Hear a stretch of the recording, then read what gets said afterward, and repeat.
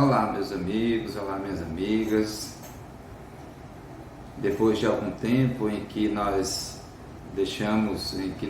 estávamos apresentando, o estudo do livro Palavra de Vida Eterna, por questões outras nós precisamos dar uma pausa e a partir da data de hoje, 25 de outubro de 2021, a gente está retomando a leitura dos capítulos, de cada capítulo dessa obra, uma leitura sobre os comentários que Emmanuel nos traz, a partir sempre de um trecho retirado do Evangelho.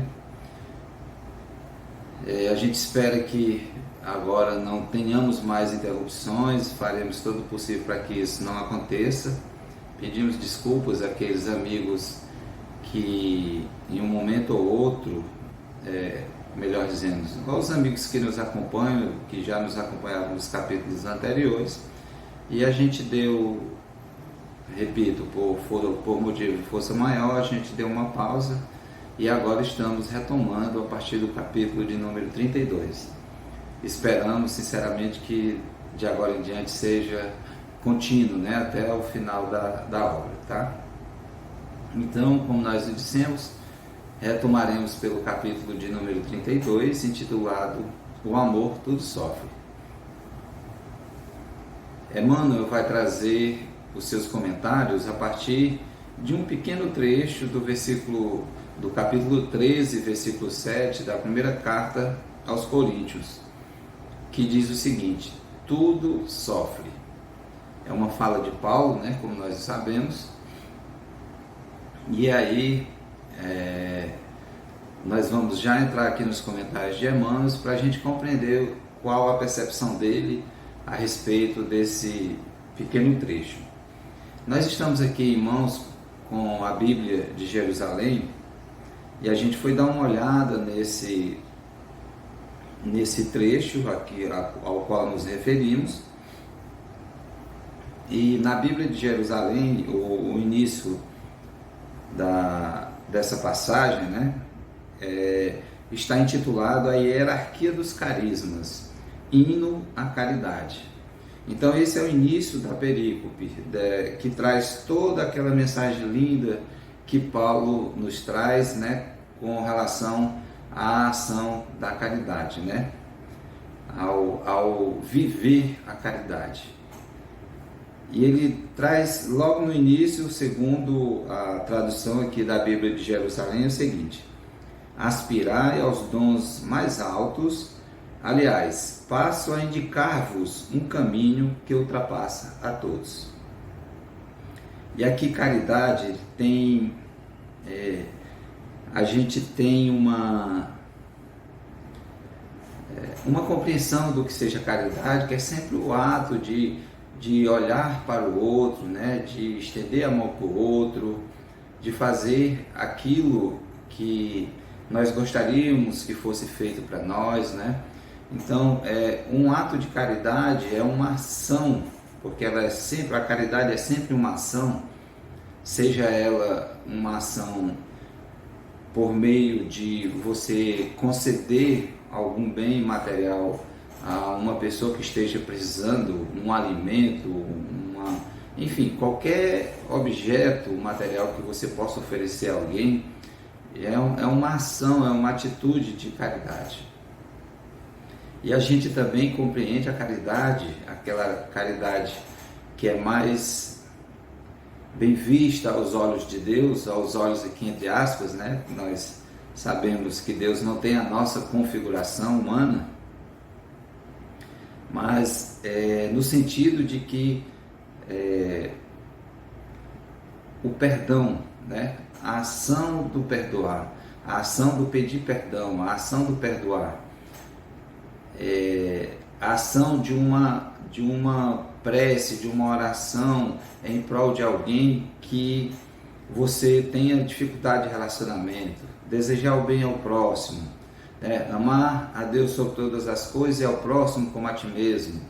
Essa seria o resumo da lei segundo Cristo, E E aí, quando nós pensamos em caridade nesse sentido, a gente percebe que amor e caridade estão intrinsecamente ligados, né? Então, quando nós agimos nessa direção, a gente consegue ter uma vivência, ter uma relação com Deus muito maior, né? A gente consegue se aproximar dessa energia vital, dessa energia amorosa que emana do Criador. E aí, como nós já o citamos, né, essa passagem de Paulo, que é uma coisa lindíssima, né? Recomendo depois, quem tiver aí a sua Bíblia, ou procure na internet em algum local, capítulo 13 da primeira carta aos Coríntios, que é aquela lembrança que a gente tem de Paulo, em que ele diz que ainda que falasse a língua dos homens e dos anjos, se eu não tivesse a caridade, seria como o bronze que soa ou como o símbolo que tine, né? Então esse é o início dessa grande lição de uma beleza imensurável, que é essa. Certamente Paulo foi muito inspirado aqui ao trazer essa mensagem, porque é muito, muito bela, muito bela. Então vamos agora aos comentários de Emmanuel, né? Ele diz o seguinte: o noticiário terrestre reporta-se diariamente a desvarios cometidos em nome do amor. Ouvimos por demais, né? A pessoa, não, eu cometi o crime, isso é muito comum do homem para com a mulher, né? É o mais comum, o feminicídio chamado nos dias atuais, segundo a legislação. Então nós que estamos na condição de homens não conseguimos aceitar certas situações, somos muito mais orgulhosos. É claro que isso não ocorre só com os homens, com as mulheres também ocorre, de elas não aceitarem a condição de uma separação, de um relacionamento, por exemplo, né? E aí, em nome do amor, e aí totalmente descabida essa colocação, né? Em nome do amor, a criatura vai lá e comete crimes, e por vezes crimes absurdos, né? Crimes extremamente violentos. O crime por si só já é uma violência, né? Mas a gente dá essa ênfase, crimes violentos, no sentido daqueles crimes que são feitos com toda uma preparação, né? Com todo um desejo de vingança, com todo um planejamento de forma assim maligna realmente, de forma que infelizmente a pessoa que está nessa condição de ciúme uma das grandes razões que leva as pessoas a cometer esses crimes, especialmente do homem para com a mulher, né? Repetimos, em maior número, e cria toda uma situação, né? E não consegue ter paz espiritual por conta de não aceitar o rompimento de uma relação. Isso é afirmado e a pessoa, não, eu matei, eu tirei a vida daquela pessoa por amor. Realmente está equivocada, a pessoa não compreende o que é amor, quem age ainda dessa maneira. Homicídios são perpetrados publicamente. Suicídios sulcam de pranto e desolação a rota de lares esperançosos. Quantos irmãos e irmãs nossas, de todas as idades, desde a mais tenra idade, né? Crianças ainda na faixa etária dos 5 anos em diante, já cometendo suicídio, né? Senhor, quando nós nos lembramos dessas estatísticas, a gente imagina quanto nós ainda necessitamos desse amparo espiritual, né?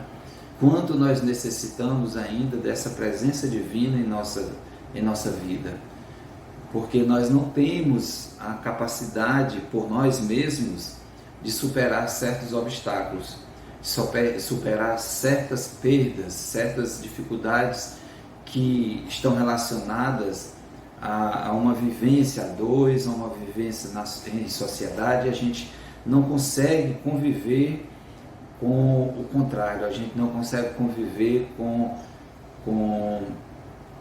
a não aceitação de uma determinada situação. E isso é de uma tristeza enorme para todos nós, porque muitos cometem crimes contra outros quando não cometem crimes contra si mesmos, através do suicídio.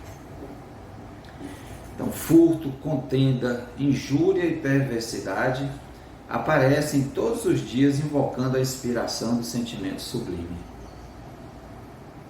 Mulheres indefesas, homens dignos, jovens promissores e infelizes crianças, em toda parte sofrem abandono e aflição sob a legenda celeste.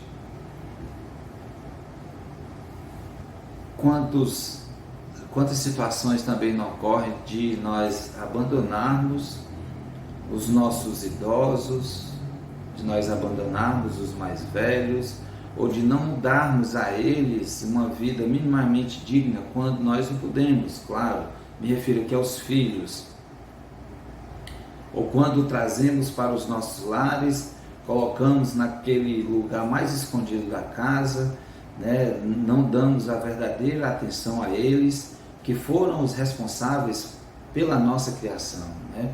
Que nos deram colo, foram eles que nos deram de alimentar, que seguraram na nossa mão para que nós aprendêssemos a andar, e agora eles precisam de nossas mãos para que eles se sustentem em pé em muitas ocasiões. É assim que deve funcionar, é assim que nós devemos olhar para os nossos idosos, né? Então, essa é uma relação de amor. Se nós construirmos isso em nossos lares, nós estaremos transmitindo isso para a posteridade, para aqueles que virão após nós. Entretanto, só o egoísmo, traduzindo apego da alma ao bem próprio, é que patrocina os golpes da delinquência, os enganos da posse, os erros da impulsividade e os desacertos da pressa. Apenas o egoísmo gera ciúme e despeito, vingança e discórdia, acusação e cegueira. Veja o quanto é prejudicial esse egoísmo em nossas vidas, o quanto nós necessitamos nos desvencilharmos dessa chaga da humanidade. E para a gente trabalhar isso, para substituir, porque nós não vamos conseguir extirpar é um ato de violência, retirar a força, isso de dentro de nós. Nós só conseguiremos isso através do amor, através da prática do amor, da caridade. Se assim não for, nós não conseguiremos nos libertar desse vício que causa tanto mal à humanidade, que é um vício moral, o egoísmo, né? E o egoísmo nos faz nos achar superiores ou melhores que outros, né? Nós queremos tudo para nós ou para os nossos, exclusivamente. O amor, longe disso, longe do egoísmo, sabe rejubilar-se com a alegria dos corações amados, esposando-lhes as lições e dificuldades, as dores e os compromissos. Não se atropela nem se desmanda. Abraça o sacrifício próprio em favor da felicidade da criatura a quem ama, a razão da própria felicidade.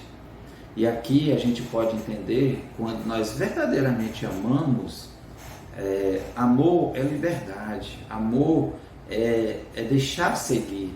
Vamos nos lembrar aqui, por exemplo, quem é pai ou mãe, né? Que chega um dado momento que os filhos crescem e que eles vão seguir o seu caminho. Durante esse período dessa transição entre o nascimento e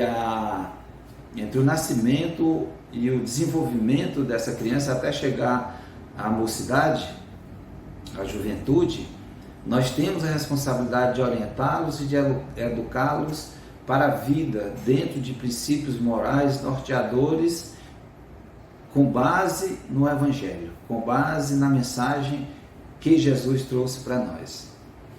Então, se nós fizermos isso, certamente a probabilidade de nós termos homens e mulheres adultos nessa linha de pensamento, a probabilidade de tê-los nessa linha de pensamento é muito maior. Então, compete a nós, enquanto pais, enquanto mães, nos organizarmos nesse sentido, nos dirigirmos para esse caminho, né? E aí nós estaremos contribuindo de forma grandiosa para o desenvolvimento da humanidade. Por esse motivo, o amor verdadeiro não dá sinal de qualquer precipitação, conclamando a imoderação ou a loucura. Então, o momento que a gente libera esses nossos filhos, eles vão caminhar com suas próprias pernas, eles vão viver suas próprias experiências, né? E numa relação a dois, é justamente isso que ocorre, uma das razões maiores de loucura que é cometida, de crimes que são cometidos, que a pessoa não consegue, o orgulho fala muito mais alto do que você liberar a pessoa, deixar ela seguir seu caminho e você seguir o seu. Esse seria o mais razoável que nós fizermos, mas o orgulho, ele fala muito mais alto, né? Nós deixamos ele sobressair a nós e agimos de forma destemperada e louca. O apóstolo Paulo afirmou divinamente inspirado: o amor tudo sofre. Que na verdade esse sofrer aqui é no sentido, porque quando nós nos apartamos de alguém, realmente vem uma dor, vem um aperto.